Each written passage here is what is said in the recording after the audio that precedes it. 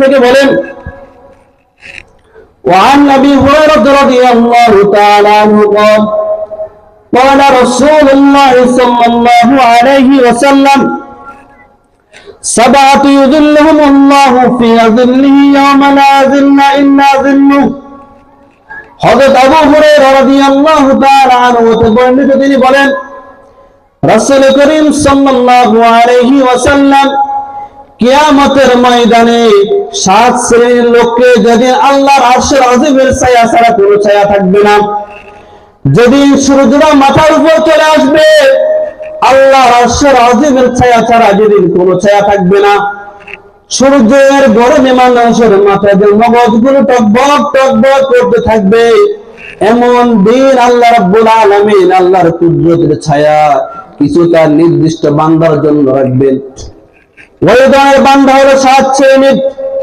ওই 7 শ্রেণীর মানুষ যদি আমরা হই, তাহলে কিয়ামতের ময়দানে আমরা ওই আল্লাহর আরশের আযীমের নিচে ছায়া পাবো, বলা ঠিক কিনা?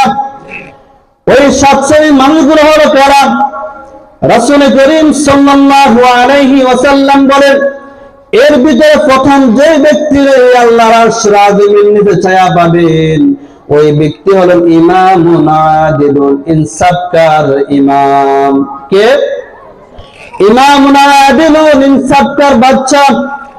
যে বাচ্চা, যে নেতা তার সমাজে, তার রাষ্ট্রে ন্যায় ব্যক্তির বিচার পরিচালনা করে, কোন রকমের দলের দিকে টানে নাই, কোন রকমের পক্ষপাতিত্ব করে নাই, যে যা করেছে ওই পরিমাণে বিচার করেছে, কারো প্রতি তিনি জুলুম করে নাই, কারো প্রতি তিনি রকমের জুলুম করে নাই, অন্যায় করে নাই, অপরাধ করে নাই, এমন যে বাচ্চা পৃথিবীর যে রাষ্ট্রে ইনসাফের সহিত রাষ্ট্র পরিচালনা করবে, কোন রকমের মানুষের প্রতি জুলুম করবে না, আল্লাহ রাব্বুল আলামিন কিয়ামতের দিন, যেদিন আল্লাহর আরশের আযীমের ছায়া ছাড়া কোনো ছায়া থাকবে না, ওই দিন ওই বাচ্চাকে আল্লাহর আরশের আযীমের নিচে ছায়া দান করবে। বলেন সুবহানাল্লাহ।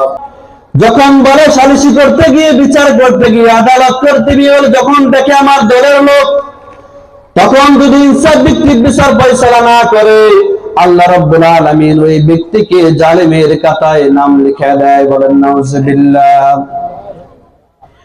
2 নাম্বার যে ব্যক্তি আল্লাহর আরশের আযীমের নিচে স্থান পাবেন, রাসূল করিম সাল্লাল্লাহু আলাইহি ওয়াসাল্লাম বলেন, ওয়াশাবুন নাশা ফি ইবাদাতিল্লাহ, ওই ব্যক্তি হাসরের ময়দানে আল্লাহর আরশের আযীমের নিচে ছায়া পাবেন। যে যুবক ওয়াশাবুন নাশা ফি ইবাদাতিল্লাহ, ওই ব্যক্তি আল্লাহর আরশের আযীমের নিচে ছায়া পাবেন, স্থান পাবেন। যে যুবক তার যৌবনকাল আল্লাহর ইবাদত বন্দেগীতে কাটাইছেন, যে যুবক তার যৌবন থাকার পরে কোনো রকমের অন্যায় করে নাই, যে যুবক তার যৌবনের কারণে কোনো রকমের গুনাহের কাজ করে নাই, গুনাহের সুযোগ এসেছে কিন্তু গুনাহের কাজ করে নাই, আল্লাহকে ভয় করেছে, একমাত্র আল্লাহর প্রতি বিশ্বাস করেছে, তার যৌবনকালে সে আল্লাহর ইবাদত বন্দেগী করেছে, রাত্রিতে উঠে যখন সকল মানুষ ঘুমায়া যায়, ওই যুবক যখন রাতের বেলা উঠে তাহাজ্জুদ নামাজ আদায় করে, রাসূল করিম সাল্লাল্লাহু আলাইহি ওয়াসাল্লাম বলেন, এমন যুবক কিয়ামতের ময়দানে আল্লাহর আরশের আযীমের নিচে স্থান পাবেন। বলেন সুবহানাল্লাহ। কোন যুবক? যে যুবক যৌবনকালে তার ইবাদত বন্দেগী আল্লাহর পথে কাটিয়েছেন। তার মানে কি, বুড়া মানুষ যদি যৌবনকালে ইবাদত করে, বুড়া মানুষের কথা বলা হয় নাই, কারণ আপনি একজন বুড়া মানুষ, আপনি ইবাদত করতে পারেন। কোন মসজিদের ইমাম সাহেব যদি, কোন প্রাইমারি টিচার যদি বলে আমি ঘুষ খাই না, এই কথার কোনো দাম নাই, কারণ আপনি ঘুষ দিবে কি? আপনি ঘুষ দিবে কে? কিন্তু কোন থানার ওসি যদি বলে আমি ঘুষ খাই না, কোন ডিসি যদি বলে আমি ঘুষ খাই না, এটার দাম আছে নাকি নাই? তেমনি কোন যুবক যদি বলে আমি যৌবনকালে আল্লাহর ইবাদত করি, এটার দাম আল্লাহর কাছে আছে না নাই? আছে। তাহলে 2 নম্বরে কোন ব্যক্তি? যে যুবক তার যৌবনকালে আল্লাহর ইবাদত করেছে। 3 নম্বরে রাসূল করিম সাল্লাল্লাহু আলাইহি ওয়াসাল্লাম বলেন, রাজুলুন কলবুহু মুআল্লাকাতুন ফিল মাসাজিদ, ওই ব্যক্তি আল্লাহর আরশের আযীমের নিচে স্থান পাবে।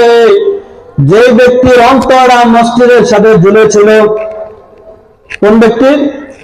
যে ব্যক্তির অন্তরটা মসজিদের সাথে ঝুলেছিল। সাহাবা একরাম জিজ্ঞেস করলেন, ইয়া রাসূলুল্লাহ, ইয়া হাবিবাল্লাহ, মসজিদের সাথে আবার অন্তর কিভাবে ঝুলে থাকে? রাসূল করিম সাল্লাল্লাহু আলাইহি ওয়াসাল্লাম বলেন, মসজিদের সাথে অন্তর ঝুলে থাকার মানে হলো, যখন কোন ব্যক্তি ফজরের নামাজ মসজিদে আদায় করে, আবার কখন যোহরের আযান দিবে, কখন সে নামাজ পড়তে যাবে, যখন তার মনে এই ধরনের চিন্তা চেতনা কাজ করে, ওই ব্যক্তিকে রাসূল সাল্লাল্লাহু আলাইহি ওয়াসাল্লাম বলেন, রাজুলুন কলবুহু মুআল্লাকাতুন ফিল মাসাজিদ। ওই ব্যক্তি হলো সেই ব্যক্তি, যে ব্যক্তি একটা নামাজ পড়ার পরে অন্য একটা নামাজ পড়ার জন্য অপেক্ষায় থাকে, এমন ব্যক্তিকে বলা হয় রাজুলুন কলবুহু মুআল্লাকাতুন ফিল মাসাজিদ। 3 নম্বর কোন ব্যক্তি? যে ব্যক্তি একটা নামাজ পড়ার পরে অন্য একটা নামাজের জন্য কি করে? অপেক্ষা করে। এই ব্যক্তির জন্য রাসূল সাল্লাল্লাহু আলাইহি ওয়াসাল্লাম বলেছেন, 3 নম্বরে ওই ব্যক্তি আল্লাহর আরশের আযীমের নিচে স্থান পাবে, ছায়া পাবে, যার অন্তরটা মসজিদের সাথে কি ছিল? ঝুলেছিল। আল্লাহ রাব্বুল আলামিন আমাদের সকলের অন্তরকে মসজিদের সাথে ঝুলিয়ে দেন, বলেন আমিন। 4 নম্বর যেই ব্যক্তি আল্লাহর আরশের আযীমের নিচে স্থান পাবে, ছায়া পাবে, ওই ব্যক্তি সম্পর্কে রাসূল করিম সাল্লাল্লাহু আলাইহি ওয়াসাল্লাম বলেন, ওয়ারাজুলানি তাহাব্বা ফিল্লাহি ইজতামা আলাইহি ওয়া তাফাররাকা আলাইহি।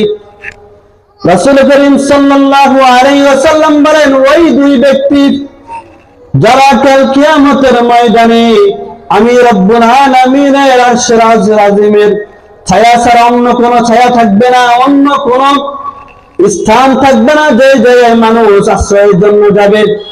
ওই ব্যক্তি হলো, এক ব্যক্তি হলো তাহাব্বা ফিল্লাহ, যেই 2 ব্যক্তি একে অপরকে আল্লাহর জন্য ভালোবাসে, এবং সুবহানাল্লাহ। কার জন্য? ওই 2 ব্যক্তি, যেই 2 ব্যক্তি এক ব্যক্তি অপর ব্যক্তিকে কার জন্য ভালোবাসে? কোন রকমের ক্ষমতার জন্য না, কোন রকমের টাকা পয়সার জন্য না, চাল ডালের জন্য না, টাকা পয়সার জন্য না, জমি জমার জন্য না। কার জন্য? আল্লাহর জন্য। রাসূল সাল্লাল্লাহু আলাইহি ওয়াসাল্লাম বলেন, ওই 2 ব্যক্তি, যে 2 ব্যক্তি একজনে একজনকে আল্লাহর জন্য কি করে? ভালোবাসে, সাক্ষাৎ হয়। তারপরে রাসূল সাল্লাল্লাহু আলাইহি ওয়াসাল্লাম বলেন, শুধু ভালোবাসা না, ওয়া তাফাররাকা আলাইহি, যখন এই ব্যক্তি আবার আলাদা হয়ে যায়, কোন রকমের মন মালিন্য হয়, ওই ব্যক্তি আবার আল্লাহর জন্য একজন থেকে আলাদা হয়ে যায়। সুবহানাল্লাহ। এক হলো 2 ব্যক্তি একজনকে আল্লাহর জন্য ভালোবাসবেন, আবার যখন কারোর সাথে শত্রুতা করবেন, তাও কার জন্য করবেন? আল্লাহর জন্য করবেন। এমন 2 ব্যক্তি যারা আল্লাহর জন্য সব কিছু করে, ওই 2 ব্যক্তিকে রাসূল সাল্লাল্লাহু আলাইহি ওয়াসাল্লাম বলেন, আল্লাহ রাব্বুল আলামিন আরশে আযীমের নিচে কি করবেন? ছায়া দান করবেন। আল্লাহ রাব্বুল আলামিন ওই 2 ব্যক্তির ভিতরে আমাদেরকে কবুল করেন, বলেন আমিন। 5 নম্বর, যে ব্যক্তি রাসূল করিম সাল্লাল্লাহু আলাইহি ওয়াসাল্লাম বলেন, এমন ব্যক্তিকে রব্বুল আলামিন আরশে আযীমের নিচে আল্লাহ রাব্বুল আলামিন ছায়া দান করবেন। ওয়া রাজুলুন দাআতহু ইমরাতুন যাতা মুনসাবিন জামাল। রাসূল করিম সাল্লাল্লাহু আলাইহি ওয়াসাল্লাম বলেন, এমন 2 ব্যক্তি, আমরা তো শুনেছি, যেই 2 ব্যক্তি আল্লাহর আরশে আযীমের নিচে স্থান পায়, ছায়া পাবেন, যারা একে অপরকে আল্লাহর জন্য ভালোবাসে।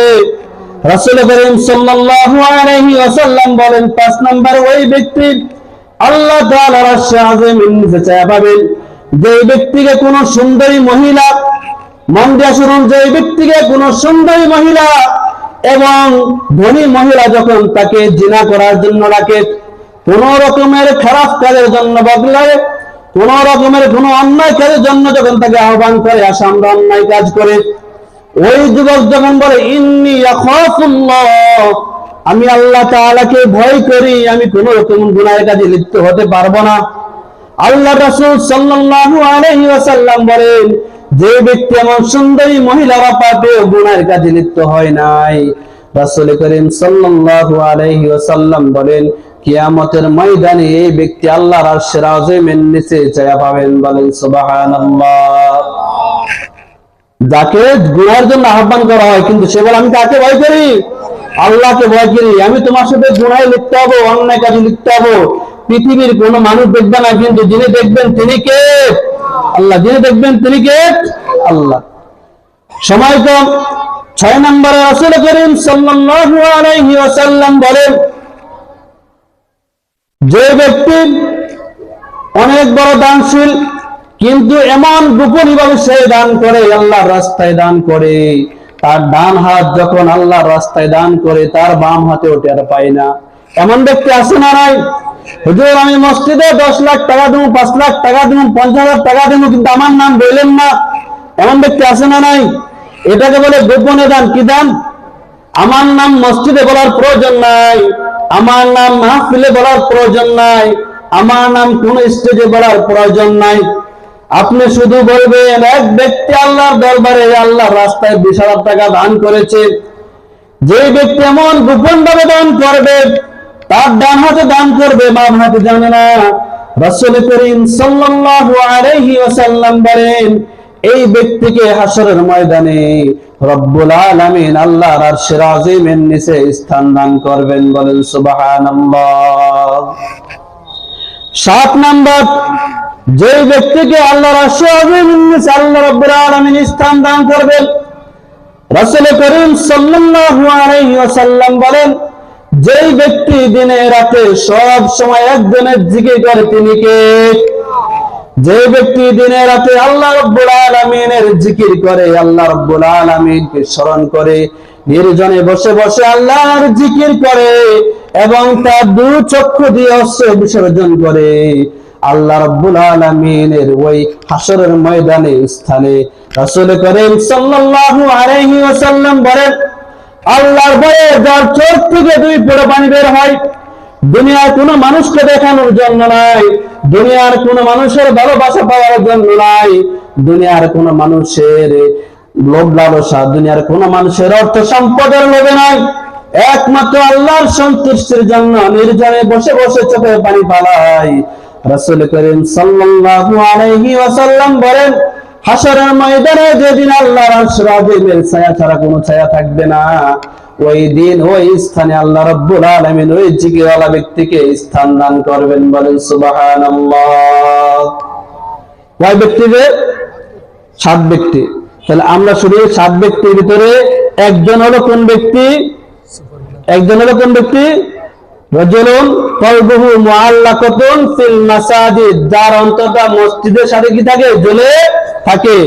2 নম্বরে ইমামুন আদিলুন, যিনি ন্যায় বিচার সমাজে প্রতিষ্ঠা করে। 3 নম্বরে ওই যুবক, যে যুবক তার যৌবনকালে আল্লাহর ইবাদত বন্দেগী করে। 4 নম্বরে ওই ব্যক্তি, যে ব্যক্তি একে অপরকে কার জন্য ভালোবাসে? আল্লাহর জন্য ভালোবাসে। 5 নম্বরে ওই ব্যক্তি, যে ব্যক্তি তার ডান হাতে দান করে, বাম হাতেও জানে না। 6 নম্বরে ওই ব্যক্তি, যেই ব্যক্তিকে কোন সুন্দরী নারী, কোন নামি দামি কোন নারী যখন তাকে জেনার জন্য ডাকে, তখন সে বলে আমি কাকে ভয় করি? আল্লাহকে ভয় করি।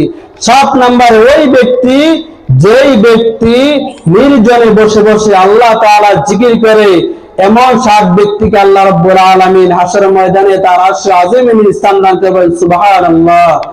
আল্লাহ রাব্বুল আলামিন আমাদের সকলকে আল্লাহর ওই 7 বান্দাদের মধ্যে কবুল করুন। বলুন আমিন। আল্লাহ রাব্বুল আলামিন আজকে যে কথাগুলো বলেছি, আমাকে এবং আপনাকে, আপনাদের সকলকে আমল করার তৌফিক দান করুন। বলুন আমিন। ওয়া আখির দাওয়ানা আলহামদুলিল্লাহি রাব্বিল আলামিন। আসসালামু আলাইকুম ওয়া রাহমাতুল্লাহি ওয়া বারাকাতুহু।